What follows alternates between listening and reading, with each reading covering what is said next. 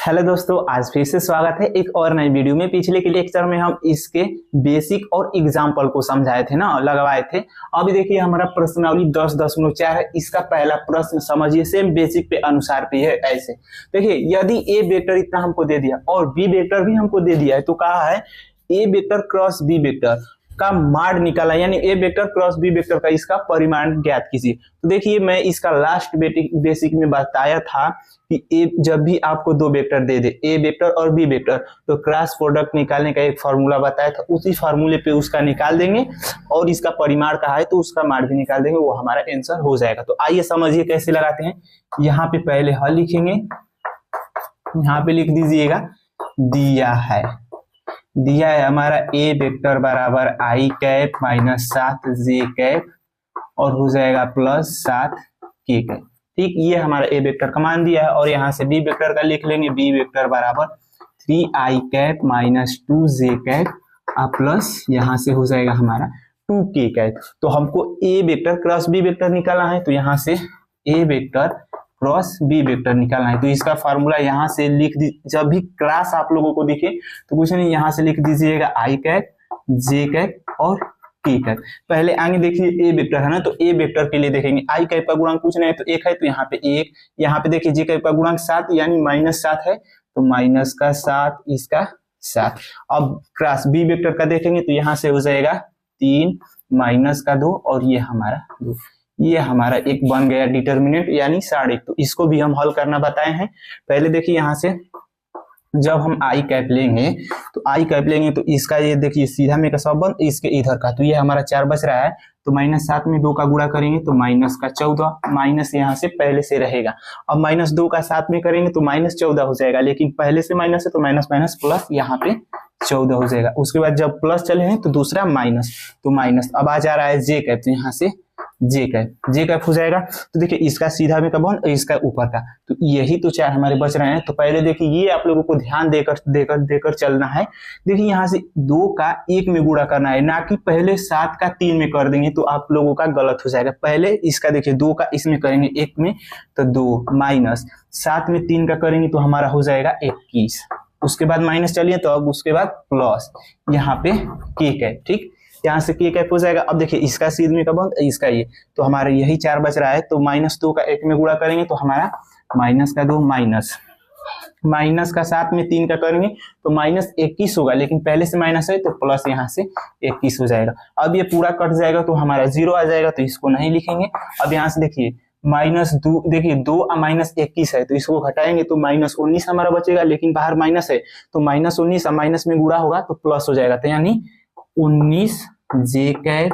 अब यहाँ से देखिए माइनस का 2 प्लस का 21 है ना, तो ये हमारा बचेगा 19, तो ये हमारा हो जाएगा 19 के कैप। तो यहाँ से हम इस फार्मूले से A vector cross B vector का मान अब निकालिए, लेकिन हमको इसका परिमाण ज्ञात करना है ना, तो इसका माड बना लीजिए।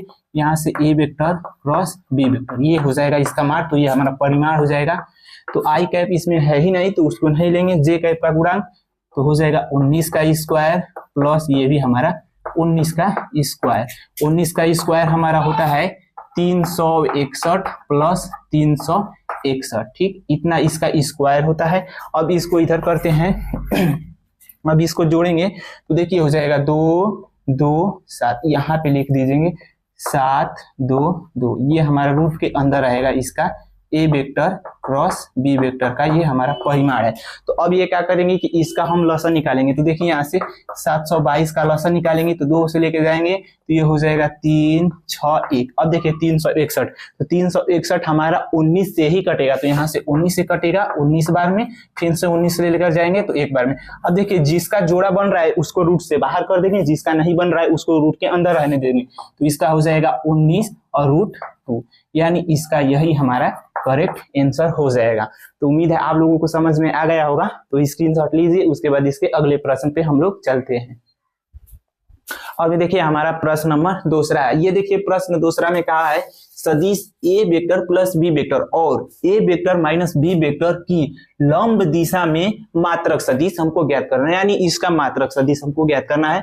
और जहां दे दिया ए वेक्टर का मान इतना और बी वेक्टर का मान इतना दे दिया है, तो इन्हीं दोनों से हम पहले ए वेक्टर प्लस बी वेक्टर का मान निकालेंगे और उसके बाद ए वेक्टर माइनस बी वेक्टर का मान निकालेंगे। और ये कहा है कि लंब की दिशा में, तो दोनों को लेकर चलेंगे और एक निकालेंगे हम मात्रक सदिश, उसको मान लेंगे क्या, उसको मान लेंगे सी वेक्टर और उसी से हम निकालेंगे। तो आइए समझिए इसको कैसे लगाते हैं। तो यहां से हो जाएगा हल,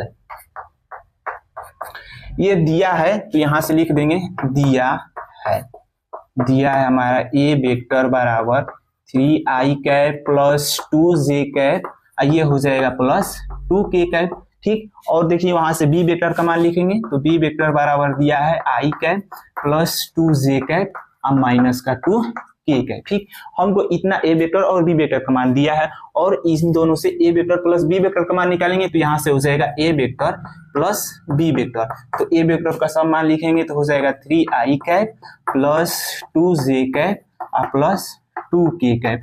जब भी यहाँ पे प्लस में है तो जैसे दिया है वैसे लिख देंगे उसको, तो ये भी हो जाएगा plus i cap plus 2j cap और माइनस का 2k कैप। ठीक, इतना हो जाएगा। तो अब देखिए 3i कैप और एक i कैप, ये हमारा हो जाएगा 4i कैप ना।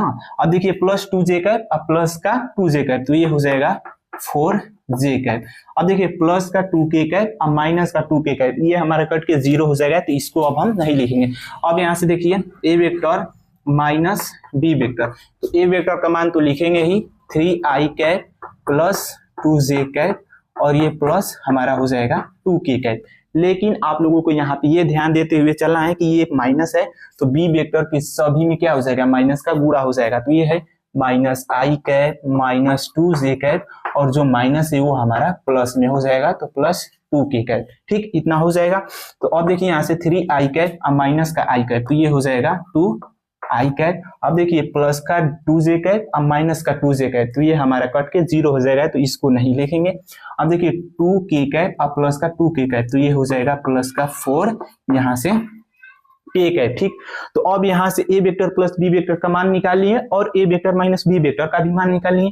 अब क्या है, लंब दिशा में ना, तो यहाँ से लिख देंगे चूंकि ए वेक्टर प्लस बी वेक्टर ये हमारा है लंब की दिशा का है, तो ये लंबवत का साइन है, और यहाँ से ए वेक्टर और माइनस बी वेक्टर है तब तो इन दोनों का क्रॉस प्रोडक्ट निकालेंगे, तो यानी ये हो जाएगा A vector plus B vector और ये हो जाएगा cross A vector minus B vector. ठीक, तो क्रॉस प्रोडक्ट में हम बताएं जब भी ऐसा दे तो कुछ नहीं करना है, आप लोगों को यहाँ पे i कैप j कैप और यहाँ पे k कैप ये इस तरह लिख लेना है।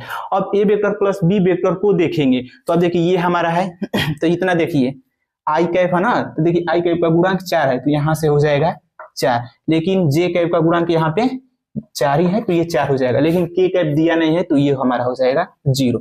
अब ये खत्म। अब देखिए cross A vector minus B vector है, तो अब इसको देखेंगे, तो देखिए 2i कैप, तो इसका 2 हो जाएगा, लेकिन इसमें j है, j नहीं है, तो उसका हो जाएगा 0। और k कैप का गुणांक 4 है, तो यहाँ से 4 हो जाएगा बस। तो ठीक है, अब देखिए यहाँ से इसको इधर हल करते हैं, यहाँ से इतना इसको हल, पहले आप लोग इतना स्क्रीनशॉट लीजिए, उसके बाद ऊपर का रफ करके इसको हम हल करते हैं। तो अब देखिए ये प्रश्न को ही रफ कर देते हैं।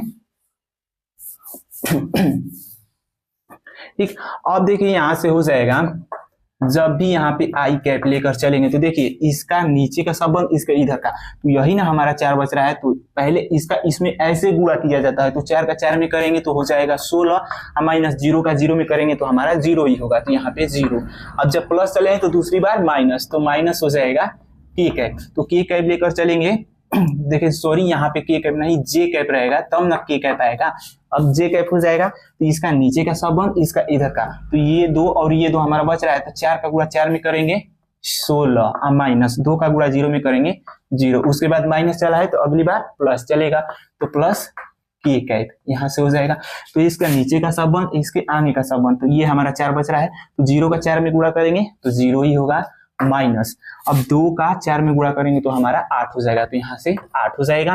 तो अब ये हो जाएगा हमारा 16i कैप ठीक, और ये हो जाएगा -16 जे कैप। अब देखिए यहाँ पे -8 है, अब बाहर क्या है प्लस है, तो प्लस माइनस से गुणा होगा तो माइनस ही होगा, ये भी हमारा -8 के कैप।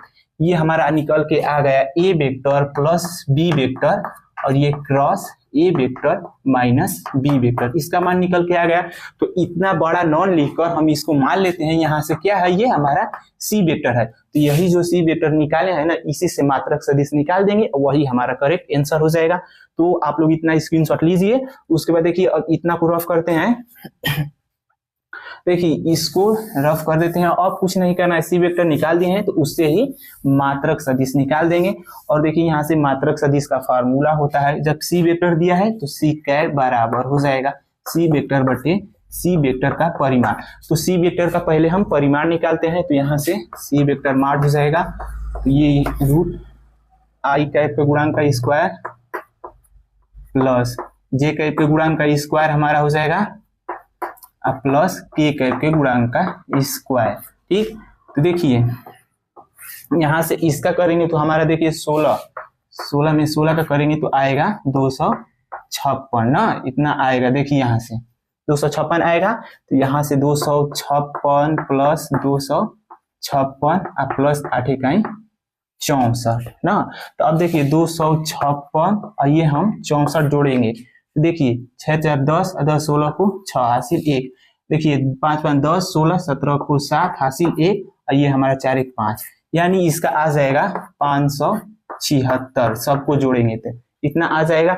आइए देखिए, आप लोगों को पता होना चाहिए कि ये हमारा 24 का स्क्वायर होता है। तो यहाँ से देखिए कर भी देते हैं, 24 का स्क्वायर करेंगे तो पहले इसका इसमें गुणा करेंगे तो 16 16 को 6 हासिल 1, इसका ऐसे करेंगे, इसका ऐसे करेंगे, तो 4 में 2 का करेंगे तो 8, और 4 में 2 का करेंगे तो 8 8 8 16, और 16 1 17 को 7 फिर से हासिल 1, और 2 में 2 का करेंगे तो 4 1 हासिल 5।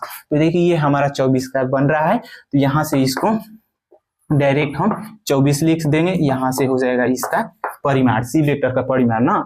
तो अब देखिए उस फार्मूले में रख देंगे तो वो हमारा निकल के आ जाएगा। तो यहाँ से देखिए, इसलिए सी कैप बराबर सी वेक्टर, तो पहले सी वेक्टर का मान ऊपर से रखेंगे 16 आई कैप माइनस 16 जे कैप, और ये -8 के कैप। ठीक, अब यहाँ से हो जाएगा 24 हो गया। तो सब में करेंगे यहाँ से, तो 16 बटे 24 आई कैप माइनस 16 बटे 24 जे कैप -8 बटे 24 के कैप। ठीक, तो इसको इधर कर देते हैं। तो देखिए यहाँ से 8 से कटाएंगे तो ये 2 बार में कटेगा, ये 3 बार में, तो इसका आ जाएगा 2 बटे 3 आई कैप माइनस। अब इसका देखिए, इसका भी कटाएंगे तो ये भी हमारा वही आएगा 8, देखिए 8 दूनी के 16 और 3 के 24, तो ये भी हमारा आएगा 2 बटे 3 यहाँ पे जे कैप, ये हमारा माइनस, ये ऊपर 8 है तो 8 एक बार में कटेगा, और नीचे 3 के 24, तो यानी 1 बटे 3, ये हो जाएगा के कैप। यही हमारा करेक्ट आंसर हो जाएगा, जो कि मात्रक सदिश पूछा था, तो यहाँ से सी कैप हो जाएगा। ठीक, तो यहाँ से लिख सकते हैं सी कैप बराबर 2 बटे 3 आई कैप माइनस 2 बटे 3 जे कैप और -1 बटे 3 के कैप। यही हमारा हो जाएगा इसका करेक्ट आंसर। तो उम्मीद है आप लोगों को समझ में आ गया होगा। तो स्क्रीनशॉट लीजिए, इसके बाद इसके अगले प्रश्न पे हम लोग चलते हैं। अब देखिए हमारा प्रश्न नंबर 3 है। आइए समझिए पहले प्रश्न को। ये प्रश्न में कह रहा है, कहा यदि एक मात्रक सदिश ए वेक्टर आई कैप के साथ π/3, जे कैप के साथ π/4 और के कैप के साथ न्यून कोण यानी थीटा बनाता है। उसको पता नहीं है कि न्यून कोण मतलब न्यून कोण हमको पता है कि 90 डिग्री से छोटा होता है, उसे न्यून कोण कहते हैं, लेकिन इसमें दिया नहीं, सिर्फ न्यून कोण कह दिया है, तो उसको हम ज्ञात करेंगे। तो यहाँ से कहा भी है तो थीटा का मान ज्ञात कीजिए, और इसकी सहायता से ए वेक्टर के घटक भी हमको क्या करना है, ज्ञात करना है। तो आइए समझिए पहले यहाँ से हल लिखेंगे। जब कहा यहाँ से कहा है आई कैप के साथ π/3, तो आई कैप के साथ हमारा अल्फा का कोण, यहाँ से अल्फा बराबर π/3, जे कैप कहेगा तो यहाँ से बीटा बराबर π/4, और के कैप कहेगा तो उसका हो जाएगा गामा, जो कि हमारा किसके बराबर है, थीटा का, और इसी का मान हमको क्या करना है, पहले ज्ञात करना है। तो जब ये थीटा का मान ज्ञात होगा तभी ना उस मान के चलेंगे, तभी ना हमारा उसका घटक निकालेंगे। तो आइए समझिए, ये फार्मूला आप लोग याद रखिएगा, cos square alpha plus cos square beta plus cos square, यहाँ पे हम गामा लिख देंगे, लेकिन गामा न लिखकर यहाँ पे क्या लिख सकते हैं, थीटा, क्योंकि थीटा है जो गामा के बराबर है, तो इसके बराबर हमारा 1 होता है। ये हमारा एक फार्मूला होता है, आप लोग यहाँ से देख लीजिए। और देखिए यहाँ से कॉस स्क्वायर अल्फा, अल्फा का मान है π/3 और plus cos square beta, beta का मान है π/4 प्लस ये हमारा कॉस स्क्वायर थीटा बराबर 1। इतना तो आप लोगों को समझ में आ गया, हम सिर्फ मान रखे हैं, लेकिन आप लोग पहले इसमें कंफ्यूज होंगे कि कॉस स्क्वायर π/3, तो π/3 पाई किसके बराबर है हमारा 180 के। जब इसमें 3 का, जब देखिए यहाँ से 3 का भाग देंगे तो ये हमारा हो जाएगा 60। तो देखिए कॉस 60 अंश का मान आप लोगों को तो पता होगा नहीं, तो देखिए इसके ऊपर भी मैं एक वीडियो बना चुका हूं, उसका मैं लिंक डिस्क्रिप्शन में डाल दूंगा, आप लोग जाकर वहां से देख लीजिएगा। तो देखिए यहाँ से हो जाएगा 60, तो cos 60 अंश का मान होता है 1/2, लेकिन ये स्क्वायर दिया है तो स्क्वायर हो जाएगा प्लस cos 45 अंश का मान π/4 है, तो 180 में 4 का भाग देंगे तो 45 आ जाएगा। cos 45 अंश का मान 1/√2 होता है, इसका भी स्क्वायर प्लस ये हमारा cos स्क्वायर थीटा रहेगा, क्योंकि थीटा का मान हमको ज्ञात करना है। तो इसको देखिए करेंगे तो 1/4, इसको करेंगे स्क्वायर तो 1/2 प्लस ये हो जाएगा cos स्क्वायर थीटा बराबर 1। इन दोनों को हल करेंगे तो हमारा आएगा 3/4 प्लस cos स्क्वायर थीटा बराबर 1। इसको ऐसे हल कर सकते हैं, जैसे 1/4 प्लस 1/2 है तो एलसीएम लेंगे तो 4 आएगा। देखिए इसका 4 का पहाड़ा कब पढ़ेंगे तो आएगा एक बार, तो 1 का 1 में गुणा करेंगे तो 1 प्लस 2 का पहाड़ा कब पढ़ेंगे कि 4 आएगा तो 2 बार आएगा, तो 2 बार आएगा तो 2 का गुणा 1 में करेंगे तो हमारा 2 हो जाएगा, यानी ये हो जाएगा 3/4। इसका डायरेक्ट हम लिख दिए 3/4। अब देखिए 3/4 को उधर पक्षांतर करेंगे तो ये रहेगा cos स्क्वायर थीटा बराबर 1 माइनस 3/4। अब देखिए इसको इधर हल करते हैं, ये cos स्क्वायर थीटा बराबर 4 का गुणा 1 में करेंगे तो 4 होगा, 4 में से 3 घटाएंगे तो हमारा 1, तो यानी 1/4 हमारा आएगा। ये जब cos स्क्वायर दिया है तो उधर स्क्वायर का चिन्ह हटेगा तो ये हमारा रूट हो जाएगा, और ये रूट से बाहर निकलेगा तो हमारा 1/2।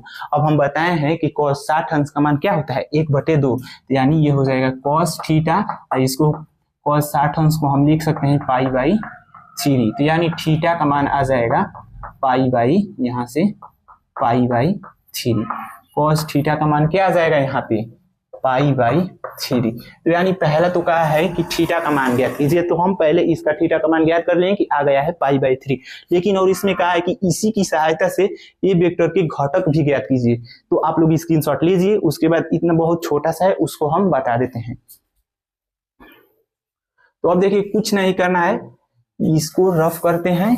अब ये देखिए यहाँ से ए वेक्टर आई कैप का गुणांक क्या था cos अल्फा आई कैप, जे कैप का cos बीटा जे कैप, प्लस के कैप का cos गामा के कैप। हम बताए हैं कि आई कैप के साथ, तो आई कैप के साथ हमारा क्या है cos अल्फा, तो उसी से हम उसका मान रखे थे कि अल्फा का मान है ये बीटा का और वो गामा का।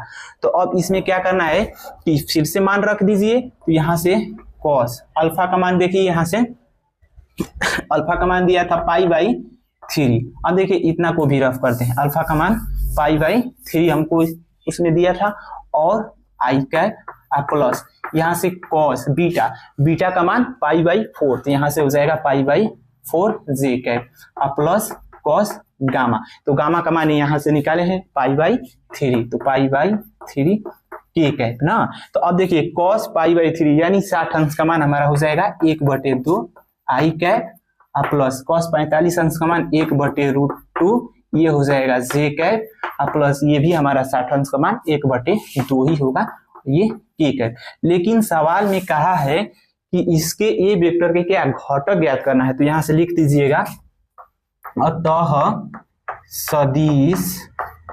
सदिश ए वेक्टर के घटक क्रमशः, घटक मतलब इसका आई कैप का गुणांक, जे कैप का गुणांक और के कैप का गुणांक, तो इसका हो जाएगा 1/2 कामा 1/√2 और ये 1/2, यहाँ से वह कर लीजिएगा। सदिश ए वेक्टर के घटक क्रमशः इतना इतना यहाँ से लिख दीजिएगा होंगे, यही हमारा हो जाएगा करेक्ट आंसर। तो उम्मीद है आप लोगों को समझ में आ गया होगा। तो स्क्रीनशॉट लीजिए, इसके बाद इसके अगले प्रश्न पे हम लोग चलते हैं। अब ये देखिए हमारा प्रश्न नंबर 4 है, जो कि बहुत इंपॉर्टेंट है, कई बार पेपर में ये पूछा गया है। तो आइए समझिए क्या है, दर्शाइए कि A vector minus B vector cross A vector plus B vector बराबर 2 A vector cross B vector. ये हमारे दोनों आपस में बराबर है, तो LHS को लेकर चलना है और RHS को लेकर लाना है।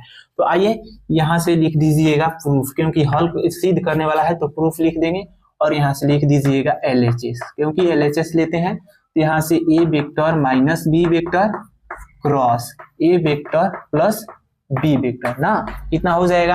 अब क्या करेंगे कि यहाँ से इसको ए वेक्टर को इतना के साथ लेंगे और माइनस बी वेक्टर के साथ इसी के साथ लेंगे। तो देखिए यहाँ से इसको कैसे करेंगे, ए वेक्टर क्रॉस, यही हमारा रहेगा ए वेक्टर प्लस बी वेक्टर ना, यही रहेगा। और बीच में क्या है माइनस, तो यहाँ से माइनस हो जाएगा। अब बी वेक्टर के साथ, तो बी वेक्टर के साथ यही हो जाएगा, देखिए ए वेक्टर प्लस बी वेक्टर। जब ये दोनों को कॉमन लेंगे तो बात तो वही होगा ना।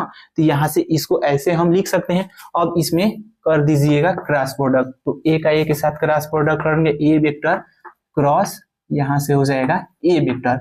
अब यहाँ बीच में है प्लस, तो प्लस हो जाएगा A vector cross B vector, और minus B vector cross A vector. फिर देखिए प्लस माइनस में गुणा होगा तो माइनस होगा, तो minus B vector cross B vector. ठीक, तो जब हम बताए थे कि क्रॉस प्रोडक्ट में, देखिए यहाँ से क्रॉस प्रोडक्ट में आई कैप के साथ यहाँ पे क्या हो, क्रॉस प्रोडक्ट हो तो ये हमारा 0 होता है। तो जब भी दो सदिश के साथ कोई हो, मतलब जो भी सदिश के दो सदिश के साथ क्रॉस प्रोडक्ट हमारा जो सेम है उसका 0 होता है। तो यहाँ से हो जाएगा 0 plus A vector cross B vector. तो हम बताए थे कि जब देखिए ये B vector cross A vector दिया है, तो जब इसको A vector cross B vector के रूप में सीधा करेंगे तो उसके आगे क्या लग जाएगा, माइनस। तो देखिए यहाँ से B vector cross A vector दिया है, लेकिन जब इसको करेंगे A vector cross B vector के रूप में तो इसके आगे हमारा लग जाएगा माइनस। तो अब उसी प्रकार यहाँ पे माइनस है, अब माइनस कर देंगे ए वेक्टर क्रॉस बी वेक्टर, और ये तो हमारा 0 हो जाएगा। तो इसको माइनस करके 0 आप लोग कर सकते हैं। तो अब देखिए 0 0 है तो उसको मत लिखिए, उसको हटा दीजिए। अब तो ये देखिए हो जाएगा A vector cross B vector, minus में माइनस का गुणा होगा तो plus A vector cross B vector ना, इसको ब्रैकेट में कर लीजिए। 0 है तो उसको अब नहीं लिखें। अब देखिए ये हमारा कुछ नहीं तो 1 1, ये हमारा हो जाएगा 2 A vector cross B vector. अब यहाँ से देखिए यही तो हमारे इसके बराबर है, तो यहाँ से हम लिख लेंगे RHS, और यही हमारा हो जाएगा प्रूव, जो सिद्ध करने वाला था तो यही प्रूव हो जाएगा। तो उम्मीद है आप लोगों को समझ में आया होगा। तो स्क्रीनशॉट लीजिए, इसके बाद इसके अगले प्रश्न पे हम लोग चलते हैं। अब ये देखिए हमारा प्रश्न नंबर 5 है, इसमें कहा है लेमडा और म्यू ज्ञात कीजिए, इतना हमारा दे दिया है। तो जब भी आप लोगों को क्रॉस प्रोडक्ट दे दे तो इसको ऐसे रूप में लिख लेना है, इससे बहुत आसानी हो जाता है क्रॉस प्रोडक्ट को हल करने में। तो यहाँ पे लिखिएगा आई कैप जे कैप और यहाँ से के कैप। तो आई कैप का गुणांक 2, जे कैप का गुणांक 6 और के कैप का गुणांक यहाँ से 27। उसी प्रकार इसके लिए लिखेंगे तो इसका 1 लेमडा और ये हमारा म्यू हो जाएगा। ये चल रहा है हमारा बराबर 0 के। बस क्रॉस प्रोडक्ट दिया हो तो ऐसे आप लोगों को कर लेना है। ये हमारा डिटर्मिनेंट बन गया। इसको अब हम बहुत आसानी तरीके से हल कर लेंगे। पहले यहाँ से आई कैप लेकर चलेंगे तो इसका ये बंद, इसका ये बंद। तो देखिए 6 का म्यू में गुणा करेंगे 6 म्यू और माइनस 27 का लेमडा में गुणा करेंगे तो 27 लेमडा। तो यहाँ से 27 लेमडा। जब प्लस चले दूसरी बार माइनस तो माइनस जे कैप। तो जे कैप लेंगे तो इसका ये बंद, इसका ऊपर का सीधे आगे पीछे का सब बंद। तो इतना और इतना बच रहा है। तो देखिए 2 का म्यू में गुणा करेंगे तो ये हो जाएगा 2 म्यू और माइनस 1 का 27 में गुणा करेंगे 27 और प्लस अब हमारा चलेगा के कैप। तो के कैप का ये सीधा में का बंद और इसका इधर का। तो 2 में लेमडा का गुणा करेंगे तो 2 लेमडा और माइनस 1 का 6 में गुणा करेंगे तो हमारा 6 अब बराबर चल रहा है 0 के। तो बस इतना आप लोगों को कर लेना है और कुछ नहीं करना है। जिसमें म्यू और लेमडा दिया हो तो हमको म्यू और लेमडा का ही तो मान ज्ञात करना है। और इसमें तो दोनों दिया है तो इसको नहीं लेकर चलना है, इसको और इसको लेकर चलना है। किसके बराबर? 0 के बराबर। तो यहाँ से हो जाएगा 2 म्यू माइनस 27 बराबर 0 और 2 लेमडा माइनस 6 बराबर 0। क्योंकि हमको म्यू और लेमडा का मान ज्ञात करना है तो इसमें म्यू दिया है और इसमें लेमडा दिया है तो इस दोनों को लेकर चलेंगे तो म्यू लेमडा का और मान निकाल लेंगे। तो यहाँ से हो जाएगा 2 म्यू, ये माइनस में है तो उधर पक्षांतर करेंगे तो ये हमारा 27 हो जाएगा। अब ये म्यू बराबर 27/2, यही हमारा करेक्ट आंसर हो जाएगा म्यू का। और लेमडे के लिए 2 लेमडा और माइनस में तो उधर पक्षांतर करेंगे तो ये हमारा 6, ये एक बार में कटेगा और ये 3 बार में, यानी लेमडा का मान निकल के आ जाएगा 3। ये हमारा करेक्ट आंसर हो जाएगा और म्यू का यही। तो ठीक है, आप लोग स्क्रीनशॉट ले लीजिए। तो बस आज के लिए इतना ही रहने देते हैं, अगले लेक्चर में हम इसके और प्रश्न है उसको भी हल करवा देंगे। तो अगर आप लोगों को ये वीडियो पसंद आई हो तो वीडियो को लाइक करें और चैनल को सब्सक्राइब करें एंड अपने दोस्तों के साथ ज्यादा से ज्यादा शेयर करें ताकि उनको भी मदद मिल सके। तो मिलते हैं अगले वीडियो में, तब तक के लिए जय हिंद, जय भारत।